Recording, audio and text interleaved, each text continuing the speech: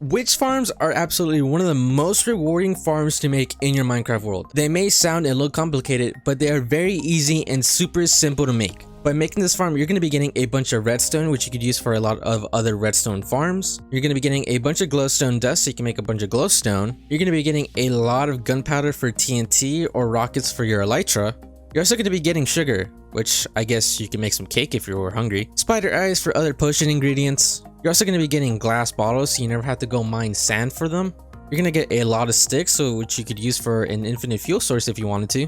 And witches also drop pre-made potions depending on the circumstances, like potion of healing, fire resistance, swiftness, water breathing, and night vision. Hello everyone, Qrow here. Witch farms are absolutely one of my most favorite farms to make ever since I first saw Mumbo Jumbo and Exuma Void make them in Hermitcraft Season 3 with the quad witch farm. That was amazing and I love them ever since. So let's get into the materials for today and then we'll go into the step-by-step guide to set this farm up in your world. For the materials you're going to be needing for today, we're going to take these in a couple of different steps. So down below where the witch farm is for the Trident killer, you're going to need about 4 observers, 4 pistons, 4 droppers, 3 pieces of glass, 1 button of any variety, 3 glass panes, it doesn't matter what color, and you're going to need 1 trident, and you're also going to need an infinite source of water, then grab yourself a stack of building blocks. And for that water stream that's going to be taking all your items up over there for the storage system, you're going to need 8 pieces of ice.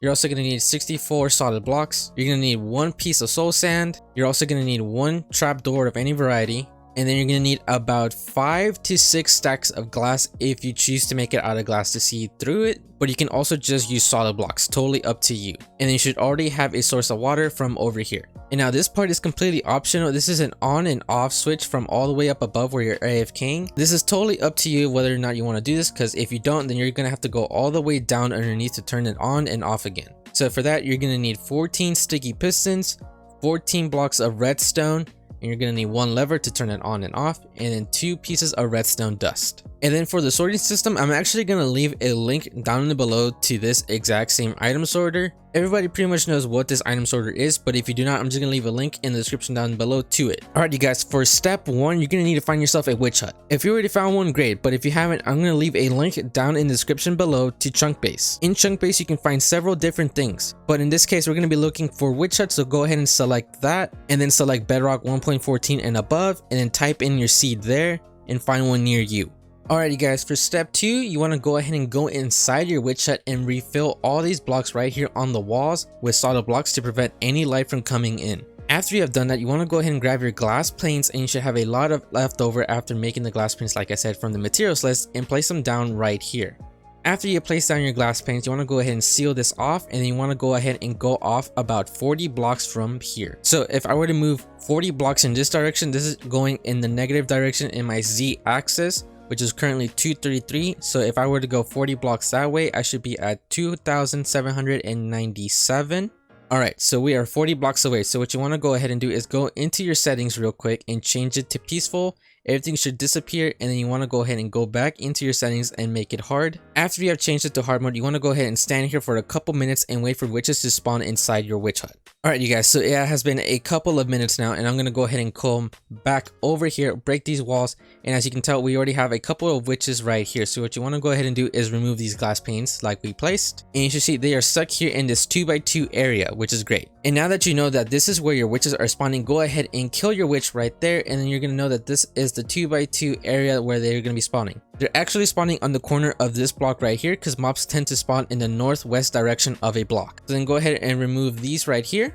And now that you know where this 2x2 is, you want to go ahead and close off every other part of this witch hut. As you can see, we still have our 2x2 right here, but we're going to go ahead and remove the block right over here. Now, depending on the orientation of your witch hut, you want to go ahead and grab yourself a locator map. And as you can tell, my character is facing north. And like I said previously, mobs will be spawning on the northwest corner of this block. So you want to go ahead and go 1 block diagonally and break this block right here. After you have broken that singular block from your 2x2, you want to go ahead and come back over here and place down glass right here on this L shape that is left from your 2x2 area. Then I suggest you guys place down a button right here so that the mobs think that this is a solid block that they can walk into. And then from here, you want to go ahead and just close this off. Now only witches will be spawning in here, and every time they spawn, they're going to fall down into this hole right here. For step 3 of this farm, we're going to go ahead and make ourselves our fancy Trident killer. So what you're going to go ahead and do is come back down over here where you've made that hole. and then you want to come down 3 blocks from it. So that's already 1, 2, and 3. And then from this hole right here, this is where your Trident killer is going to be. So you can go ahead and replace these 4 blocks right here and place down your glass panes. And then what you want to go ahead and do is, if you want to do this, you can just go ahead and change these out to different blocks if you want to make it look a little bit nicer. And then from here, what you want to go ahead and do is place down a piston right here, right here, right here, and then right here. So you should have something that looks like this. And then what you want to go ahead and do is place down solid blocks all the way around. Make sure you don't seal yourself off. And then what you want to go ahead and do is place down a dropper in each of these corners right here. After placing your droppers, you want to go ahead and remove this solid block right here and replace it with a stair, because we're going to be waterlogging this in a second. So go ahead and place that there, and then place this back right here, and then waterlog that stair. After waterlogging that stair, you want to go ahead and grab yourself an observer and place it down facing towards the dropper. So if I were to place down another observer right here, you guys would notice that this is where the end signal is, and then the face is going to be facing the dropper. So then what you want to go ahead and do is come all the way around and do these to each single dropper for a total of 4 observers. And after you have done that, you want to go ahead and place down a solid block on top of every single piston. Now for the last step, you want to go ahead and come back all the way up over here, and you want to grab yourself a trident and then throw them down right here. You can just use 1 or you can use 2, totally up to you. And for step 4, we're going to be making the drops and levels come all the way to our AFK spot in the sky. But before that, let's establish where that will be from where our Trident killer is. So as you can tell, our piston is right here, which means this is where the Trident is, and we are currently at Y level 63. So you want to go ahead and come up 40 blocks. So 63 plus 40 means 103. And I highly recommend to AFK directly above the witch hut. So that would mean that we would have to go all the way up to Y level 103. And this is where we're going to be AFKing for the best rates for this farm. And the reason for that is because we will not be spawning any other mobs around us. And another thing to add to this farm is that whenever you're standing on top of over here on your AFK spot, you literally only have to light up the surface, because nothing else is going to be spawning here besides when it's nighttime. So above your AFK spot, I highly suggest going about maybe 10 to 20 blocks away from your witch hut and just lighting it up with other torches just on the surface. And if you're AFKing up top, I highly suggest you put a block on top of your head, because this is going to prevent phantoms from spawning and killing you. If you are playing in a simulation distance of 4, this is the best spot for you. And if you're playing in a higher simulation distance, you're going to have to build this AFK spot even higher. But this witch farm is catered towards those who are playing on simulation distance of 4, because that is what it is on realms. So now that you know that this is where your AFK spot is going to be, you want to go ahead and remove all the other blocks and just be mindful of where that is. Now to get all our items up all the way above over there for our AFK spot, you want to go ahead and dig down underneath your Trident killer. So if I were to remove this block underneath, you would see that that is where our glass panes are. So you want to go ahead and dig down 1 more block below that, and then 1 block in between the glass panes, you want to go ahead and place down your ice. And I'm placing down 4 pieces of ice, because this is what is our 2x2 area where our Trident killer is.